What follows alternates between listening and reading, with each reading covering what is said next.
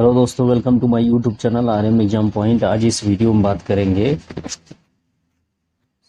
CTET exam 2024 में पूछे जाने वाले सामाजिक अध्ययन यानी सामाजिक विज्ञान के महत्वपूर्ण 20 प्रश्नों के बारे में, जो कि कला वर्ग स्टूडेंट के लिए बहुत ही इम्पोर्टेंट है। जो लास्ट वाला 90 से लेकर से 150 क्वेश्चन उसमें आता है, 60 क्वेश्चन आते हैं, उसमें से 20 प्रश्नों की श्रृंखला लेके आए हैं। ये परीक्षा की दृष्टि से बहुत ही महत्वपूर्ण है, तो इस वीडियो को अंत तक जरूर देखिएगा। पहला इसमें प्रश्न है, भारत में प्रभावी प्रशासनिक प्रथा विकसित करने के लिए ब्रिटिश सरकार ने निम्नलिखित में से किसे अपनाया? पहला, सर्वेक्षण करने की प्रथा। दूसरा, भू राजस्व संग्रह करने की प्रथा। तीसरा, स्थानीय जनसंख्या का शोषण करने की प्रथा। चौथा है सैन्य अभियान। तो ब्रिटिश सरकार ने निम्नलिखित में किसे अपनाया था कि प्रभावी प्रशासनिक प्रथा को विकसित करने के लिए? तो इसमें देखा जाएगा सही विकल्प इसमें आता है बी वाला आता है, भू राजस्व संग्रह करने की प्रथा। यानी पहला का कौन सा ऑप्शन सही होगा? बी वाला ऑप्शन सही हो जाएगा। नेक्स्ट आते हैं, दूसरा, निम्नलिखित आरेख में कौन सा तीर दक्षिण पूर्व दिशा को दर्शाता है? तो दक्षिण पूर्व दिशा को कौन दर्शाता है, ये देखना हम लोग को। तो दक्षिण पूर्व जो होता है वो ये वाला दिखा रहा है। दक्षिण ये नॉर्थ हो गया, पूर्व ये हो गया,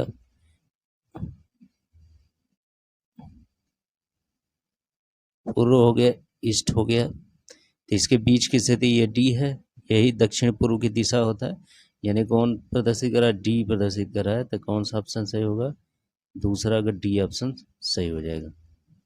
नेक्स्ट आते हैं, जल संरक्षण के संदर्भ में निम्नलिखित में से कौन सा कथन गलत है? पहला, वन तथा वनस्पति आवरणों के द्वारा भूमिगत जल के स्तर को सुधारा जा सकता है। दूसरा है, पृष्ठीय प्रवाह को नियंत्रित करना जल संरक्षण तरीकों में से एक है। तीसरा, स्प्रिंकलर वाष्पीकरण को प्रभावी तरीके से नियंत्रित करते हैं। डी है, जल अनवीनीकरणीय संसाधन है। तो इसमें जल संरक्षण के संदर्भ में कौन सा कथन गलत है, इसको पहचाना है। तो कौन सा इसमें गलत है? वह है डी वाला गलत है कि जल और नवीनीकरण संसाधन है। तीसरा का डी ऑप्शन सही हो जाए। चौथा, एक मानचित्र एक ऐसे पैमाने का प्रयोग करता है जिसमें मानचित्र 1 सेंटीमीटर धरती पर 20 मीटर के बराबर है। यदि मानचित्र पर दो स्थानों के बीच की दूरी 5 सेंटीमीटर हो तो उनके बीच की वास्तविक दूरी ज्ञात कीजिए। तो कितना आ जाएगा इसका? 5 सेंटीमीटर है तो 1 सेंटीमीटर में कितना दूरी है? 20 मीटर के बराबर है। तो कितना हो जाएगा? 20 × 5 = 100 मीटर हो जाएगा। यानी कौन सा ऑप्शन सही होगा? चौथा का सी ऑप्शन सही हो जाएगा, 100 मीटर। नेक्स्ट आते हैं, पांचवा प्रश्न, 19वीं शताब्दी के मध्य में ब्रिटिश इतिहासकारों ने भारत के इतिहास को 3 कालों में बांटा है: हिंदू भारत, मुस्लिम भारत और ब्रिटिश भारत। इस विभाजन का क्या आधार है? पहला, यह इस आधार पर आधारित है कि शासकों का एक महत्वपूर्ण ऐतिहासिक परिवर्तन था। बी वाला, इंग्लैंड का इतिहास भी इसी रूप में लिखा गया है। सी, ब्रिटिश लोग समझते हैं कि वे इतिहास के उस बिंदु सर्वाधिक ज्ञानवान थे और इसलिए उन्होंने इस विभाजन का प्रयोग किया। डी है, यह याद करने में सुविधाजनक और सरल है। तो इसमें सही ऑप्शन क्या होगा? वो हो जाएगा ए ऑप्शन इसका सही होगा कि यह एक विचार पर आधारित है कि शासकों का धर्म एक महत्वपूर्ण ऐतिहासिक परिवर्तन था। पांचवा का ए ऑप्शन सही हो जाएगा। नेक्स्ट आते हैं, छठवां प्रश्न, औद्योगिकीकरण को पढ़ाने के लिए 4 अलग शिक्षिकाओं द्वारा प्रदर्शित निम्नलिखित शिक्षा शास्त्रीय उपागमों में से कौन सा उचित है? पहला इसमें कि शिक्षिका कक्षा को चुपचाप पूरा पाठ पढ़ाने के लिए और यदि उन्हें कुछ समझ नहीं आया तो प्रश्न पूछने के लिए कहती है। ये वाला, शिक्षिका पाठ्यपुस्तक की समयितता महत्ता में विश्वास करती है और वह प्रत्येक शब्द की व्याख्या करते हुए तथा विद्यार्थियों को बोझ प्रश्न पूछते हुए पढ़ाती है। सी वाला ऑप्शन, शिक्षिका शिक्षा शास्त्र के बहु उपागमों से परिचित है और वह अवधारणाओं को प्रदर्शित करने के लिए नज़दीकी क्षेत्र के उद्योग का भ्रमण कराने की योजना बनाती है, समूहों में मुद्दों पर चर्चा और वाद विवाद कराती है और बाद में पूर्ण रूप से उपसंहार करते हुए निष्कर्ष निकालती है। डी है, शिक्षिका का विश्वास है कि उसे औद्योगिकीकरण की पूरी प्रक्रिया को विस्तार में समझना चाहिए और कक्षा में प्रचुर मात्रा में सामान लाना चाहिए। तो इसमें कौन सा औद्योगिकीकरण के लिए शिक्षिका के लिए कौन सा सही उपागम होगा, सबसे अच्छा उचित है उपागमों में से? तो सही होगा इसमें सी ऑप्शन सही होगा, छठवां का सी ऑप्शन इसका सही होगा। नेक्स्ट आते हैं सातवां प्रश्न।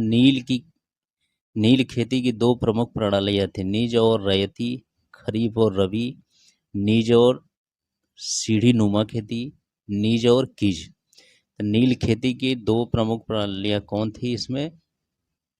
तो वह थी निज और रैयती थी, यानी 7 का कौन सा ऑप्शन सही होगा? ए ऑप्शन सही हो जाएगा।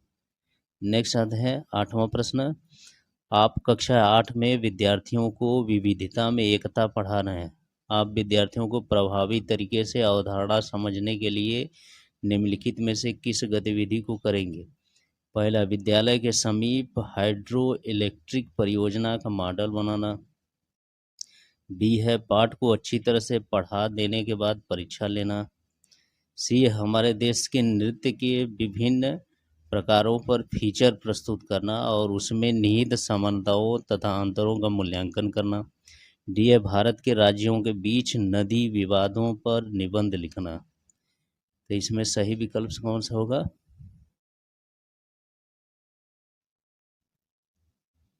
कि कक्षा 8 में विद्यार्थियों के लिए विविधता में एकता पढ़ा रहे हैं, तो उसके लिए सबसे अधिक गतिविधि कौन सी प्रभावी होगी? तो वो होगी सी होगी, हमारे देश के नृत्य के विभिन्न प्रकारों पर। 8 का सी ऑप्शन सही होगा। नवा प्रश्न आते हैं। एनसीईआरटी की सामाजिक और राजनीतिक जीवन पाठ्य पुस्तकों का उपागम है। ए है, पाठ की तथ्यागत विषय वस्तु पर शिक्षार्थियों का ध्यान आकर्षित करना। बी है, अवधारणाओं का उपसंहार करने के लिए परिभाषाओं को प्रयोग करना। सी है, अवधारणाओं को स्पष्ट करने के लिए केस अध्ययनों और कथाओं का प्रयोग करना। डी है, शिक्षार्थियों को प्रश्न का एक सही उत्तर देना। एनसीईआरटी के सामाजिक और राजनीतिक जीवन पाठ्य पुस्तकों का उपागम है। तो उपागम क्यों है ये इसमें से पहचानना है। तो कौन सा होगा इसमें सही विकल्प? सी वाला होगा, 9 का सी ऑप्शन सही हो जाएगा। 10वां प्रश्न आते हैं। एनसीईआरटी की सामाजिक और राजनीतिक जीवन पाठ्यवस्तु का उपागम है। तो ये क्वेश्चन इसमें रिपीट हो गया, तो इसका भी आंसर बताएं, इसमें सी ऑप्शन सही होगा। नेक्स्ट आते हैं 11वां प्रश्न। निम्नलिखित में से कौन सा उच्च ज्वार के कारण होने वाली लाभ नहीं है? इसमें विद्युत उत्पन्न की जा सकती है। बी, पर्यटकों को लाने के द्वारा यह स्थानीय अर्थव्यवस्था में सहायक होते हैं। नौ, संचालन सरल होता है। यह मछली पकड़ने में सहायक होते हैं। तो कौन सा उच्च ज्वार के कारण होने वाली लाभ नहीं है? हाई टाइड्स के कारण। तो इसमें बी वाला होगा कि पर्यटकों को लाने के द्वारा यह स्थानीय अर्थव्यवस्था में सहायक होता है, यानी यह नहीं लाभ है, यानी 11 का बी ऑप्शन सही होगा। नेक्स्ट आते हैं 12 प्रश्न। निम्नलिखित में से कौन सा प्रश्न विद्यार्थियों के आलोचनात्मक तार्किक चिंतन कौशल को विकसित करने में मदद करेगा? ए, महिलाओं को कार्य पर दोगुना बोझ पर टिप्पणी कीजिए। बी, प्रदूषण को नियंत्रित करने के लिए सरकार द्वारा किए जाने वाले 2 उपायों को लिखिए। सी, भारतीय स्वास्थ्य और भारतीय शिक्षा में सरकार की क्या भूमिका है। डी, सभी संक्रामक रोग जल जनित होते हैं, सत्य अथवा असत्य बताइए। तो इसमें आलोचनात्मक तर्क करके इसमें कौशल को विकसित करने में कौन मदद करेगा?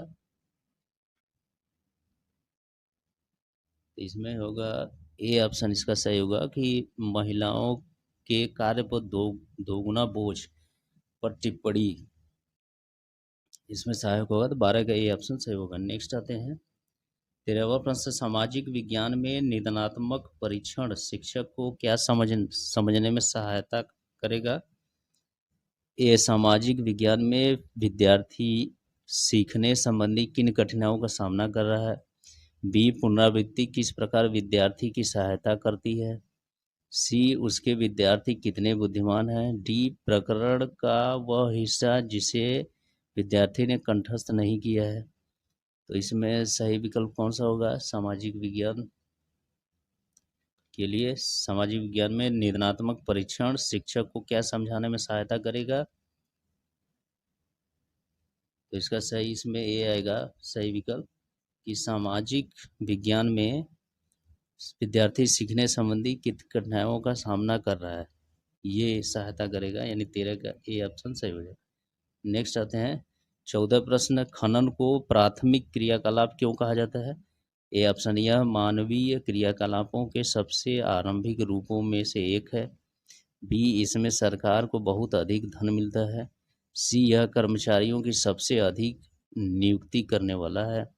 डी इसमें भूमि के प्राकृतिक संसाधनों को उत्पादन शामिल है, संसाधनों से उत्पादन शामिल है। तो खनन को प्राथमिक क्रियाकलाप क्यों कहा जाता है।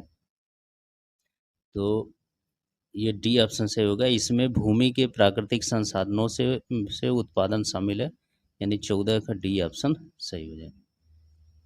नेक्स्ट आते हैं 15 प्रश्न, 19वीं शताब्दी के दौरान अधिकतर शिक्षित महिलाओं को स्कूल भेजने के बजाय उनके उदारवादी पिताओं तथा पतियों ने उन्हें स्कूल भेजने की बजाय घर पर पढ़ाया। तो ए ऑप्शन है, लड़कियों को घर पर पढ़ाने में पुरुषों को बहुत खुशी होती थी। लड़कियों को स्कूल पहुंचने के लिए सार्वजनिक स्थानों से गुजरते हुए यात्रा करनी पड़ती थी और उनकी सुरक्षा एक चिंता थी।